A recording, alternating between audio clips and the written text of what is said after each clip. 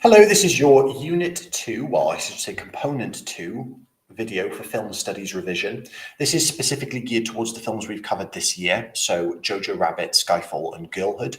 Now, obviously, your Component 1 has already been done. You did that last week. And in Component 1 came up a few different areas that were mostly expected, but may have thrown you off, especially with the comparison question. What I'm going to go over today is just some basics. So I've given you these sheets. If you're in my class, you know these quite well. They are there just to guide you with a few different elements. They are not the be all and end all. This is not going to replace your revision, but it is there to help you. Okay, so just to go through it, on this paper, they could ask you pretty much anything about the films, so whether it's mise-en-scene, cinematography, editing and sound, context, etc. They could also ask you about a specialist area depending on the film. Now, for Jojo Rabbit, to start off with, that key study area is narrative. Okay, now this can be told in several different ways. So narrative style, narrative theories, plot versus story, and so on, okay? Now, this is important because if they do ask you about narrative, they asked it last year, they asked about the ending of the film and whether or not that was, in a way, a satisfying ending and how they got to that stage, and it was quite well received. But this time, it could be on anything. It doesn't necessarily have to be on narrative, but to be honest, if they ask you a specialist area, normally they're going to have some question related to it. So in terms of narrative style, Jojo is told in a linear way and it's in media res, which means it's as it's happening. There's something going on in the background, which is the end of World War II for Germany. And so we're thrust into the action of Nazi Germany. Now, many people say you could fit this into Todorov's narrative structure, which is a theory, as shown below here with theories. But a lot of people would say that Jojo is put into a 3-act structure. You would split that with the Hitler Youth, the discovery of Elsa, the death of Rosie, and the end together.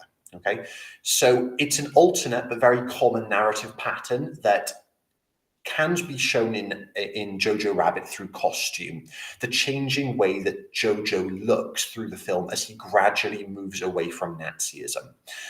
Also, we are from the perspective of Jojo, meaning as we watch the film, we are seeing the world through his mind. Hence why we see his creation of Hitler and how Hitler is ridiculous, a little bit more what a teenage boy would think of him as.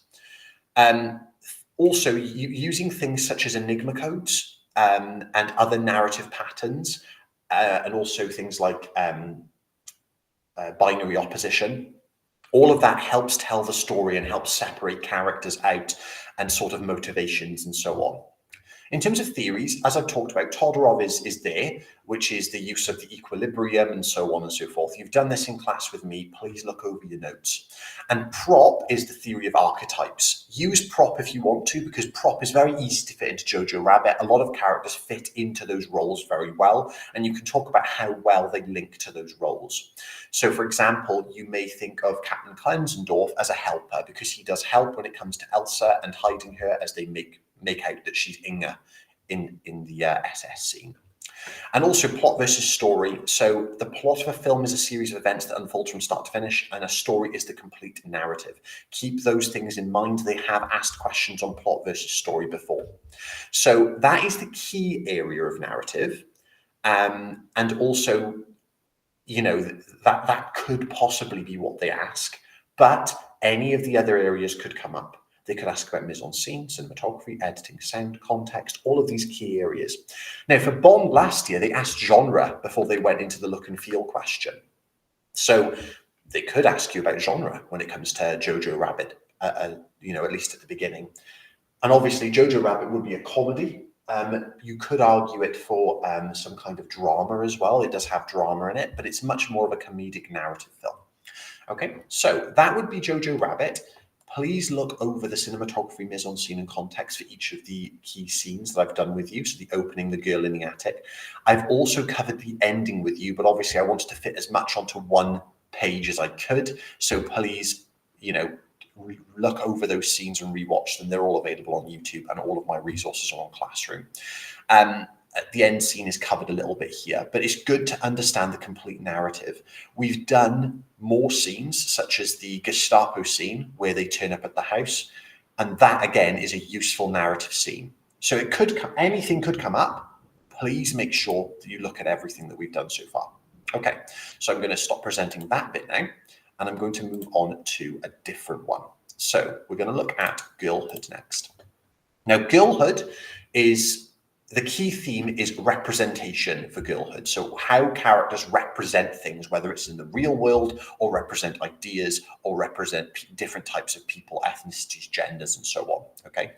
Now, we've got a few different things here. So we've got race, gender, young people, and older people. They have asked specifically in the past on the representation question. So if I draw back in my mind to Spirited Away, they asked specifically about older characters. And that was a little bit harder because obviously the main focus of Spirited Away was young female characters. So it's harder to talk about. It wasn't impossible because there were a lot of older characters and people did very well on that question. But when it comes to something like girlhood, there aren't actually a lot of adult characters to draw on. Most of the time, they are presented in the film as unreliable and absent, like Mariam's mother, which isn't often their fault, but they are absent. So if they did ask you a question on age, that's the way I would go about it and talk about how older characters are very much absent and characters like Mariam are having to take on being an older character. So the main focus is for representation in girlhood, though, is race and gender, okay? All of the main characters are young and black and live outside of the traditional class system. They accurately depict what life is like for those marginalized by the French class system and sheds a light on them as a group that often gets very little screen time. So as it said in the EDUQAS resource, young black girls are not often featured in films. We do have older black characters in a lot of films. Sometimes it can be quite tropey and stereotypical, though. So you'll have characters that we would, be encouraged to enjoy and really like that character. But they can be entirely based on stereotype, which can be a problem as coming across as racist and so on. So seeing a young teenage black girl grow up in a very marginalized area of society in France is interesting for the film, and it's also super unique. The interesting thing to link to context there is with Siama. She is a white director, and she received quite a bit of backlash for presenting a black story rather than focusing on something that people would argue that she knows more about. However, she did pick the actresses as sort of green actresses, so those who haven't had any experience or very little experience in acting, and put them on screen, which is great representation for that community.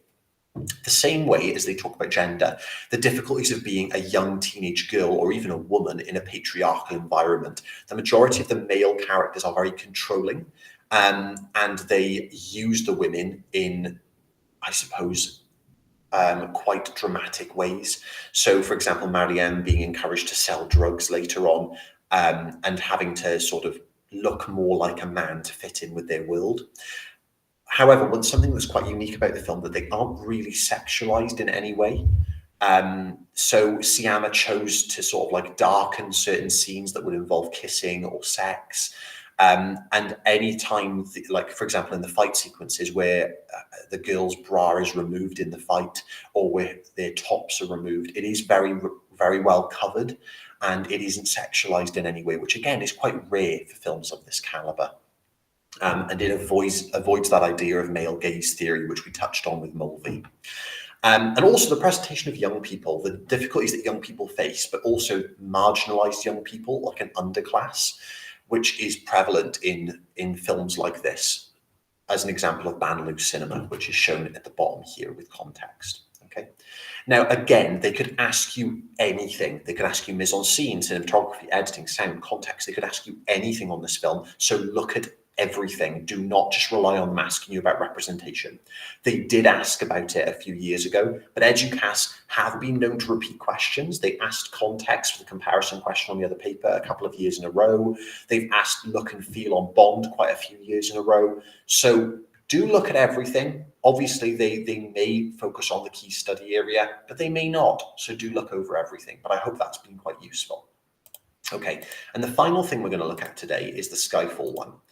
Now, Skyfall, the key area is aesthetics. we went over this quite a bit when we first started. So we mainly drew on the character of Silver and the opening to establish what Bond is all about. Aesthetics has been asked quite a bit on this question, like the look and feel of a film. So I'm in two minds of whether or not it's going to come up. However, if it does, it is pretty straightforward. We've got the blue and orange color scheme, the mirrors, doubles, reflections, and the consistent framing of shots that places Bond or M at the center. Now, there's one other area I would sort of address, which I would also address in context, is the influence of Christopher Nolan on this. The idea of Nolan-esque films. Now, obviously, he didn't direct the film, but his influence can really be felt on Skyfall due to this idea of a new age Bond that is darker and grittier than previous installments. Now, some may argue Casino Royale already did that, but Skyfall made a lot more money than Casino Royale. It's also much more in the British psyche than Casino Royale was. Skyfall is considered an absolute British classic. So, with that being said, aesthetics, the blue and orange color scheme we've talked about quite a bit. The idea of old school espionage being orange and browns with fisticuffs, gunfights, being down and dirty, fighting in the mud, that kind of thing. Whereas the blues represent the virtual power of technology, bright, shiny, but very distracting as well, something that you can operate through without being in the field, as Q talks about in that scene with Bond, where they discuss the merits of him being able to do things in his pajamas in the morning before his cup of Earl Grey. It's this new style of Bond, and therefore, is Bond outdated is the question that it's raising. The same with mirrors, doubles, and reflections. The aesthetic choice to have the double of Silver. Silver and Bond are like two sides of the same coin, okay? This can be seen in Silver's lair with the constant shot, reverse shot between the two characters and how they are very linked through their backgrounds, through their attire, through their job. Everything is mirrored. And also framing is an element of aesthetics that we should talk about, which is the framing of shots that places Bond or M or Silver in the center. They are framed that way because they are reliable, knowable characters. We understand their motivations and we understand that they are stable figures in this world that is unstable. And that links quite well to some context, which is the fear of cyber terrorism that everyone went through during this period. You know, there was the attacks on the NHS that we've talked about, where the entire system was taken down by cyber terrorists. We've got so many examples of that being done in the modern world because of the prevalence of the internet. And again, it poses the question, is Bond still relevant to a modern world? And you could link that to sort of the character changes. You've got the character of Moneypenny, who's played by a black actress and plays a greater role in the film itself, rather than just being a side piece for Bond, and so on. Now, they haven't asked context for Bond, ever, which does strike alarm bells for me that potentially we could be asked about context. Now, I've got context on here for you, things like Nolan-esque cinema and talking about post 9/11 cinema and how it changed radically and became quite dark and gritty.